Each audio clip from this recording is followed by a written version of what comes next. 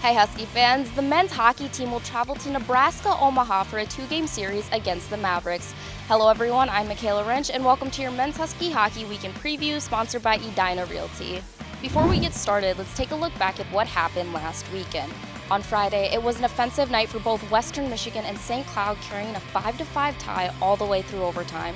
Though the Huskies would end up on the wrong end of a shootout with Western Michigan's Max Saison slipping one past SCSU goaltender David Rennick to give the Broncos the extra point on the night. In Game 2, sophomore forward Joe Molinar notched his first career multi-point game with his fourth and fifth goals of the season.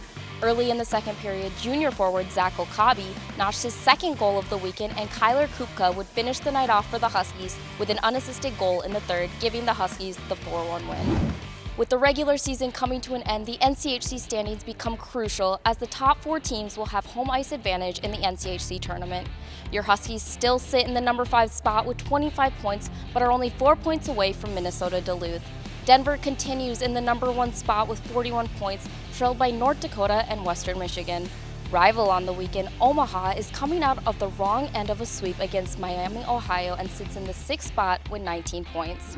The last time St. Cloud and Omaha faced off was at the Brooks Center last November. The Huskies lost 3-2, but still hold the better overall record in the series with a 23-13-2 record.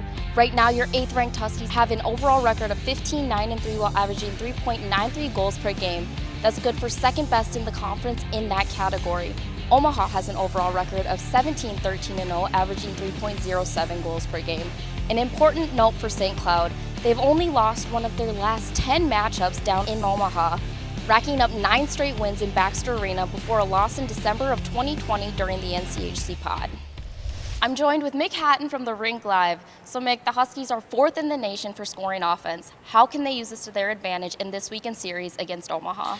Well, I think the big thing with St. Cloud State that we're starting to see is the depth of their scoring. Joe Molinar had a big weekend for St. Cloud State, this past weekend. When they're able to roll 4 lines, they're going to beat people with their depth. What's gotten them into some issues in the past month, let's say, has been going to the penalty box. That takes away from their depth. They got to be, when they're killing penalties, they're in trouble. So if they're able to stay out of the box and roll those 4 lines, that's when they're going to be effective this weekend. We have a top 5 goaltender matchup this weekend. Omaha's Isaiah Seville and St. Cloud's David Rennick. What can we expect to see from them this weekend? It's an interesting matchup, because both of these guys, the knock on both of them before this season has been their consistency. And both of them actually have been very consistent throughout this season. Now, David Rennick, I thought had a really good game on Saturday. This past weekend against Western Michigan. They only gave up 22 shots. It's an interesting matchup this weekend from that standpoint. And I think David has been very good for the most part all season long. Defense has been key for the Huskies these past couple of weeks. What has stood out to you, or what have you noticed that we can take note of going into this weekend series? They had a couple of stinker weekends there in terms of giving up a bunch of goals. And they gave up 5 goals to Western Michigan on Friday.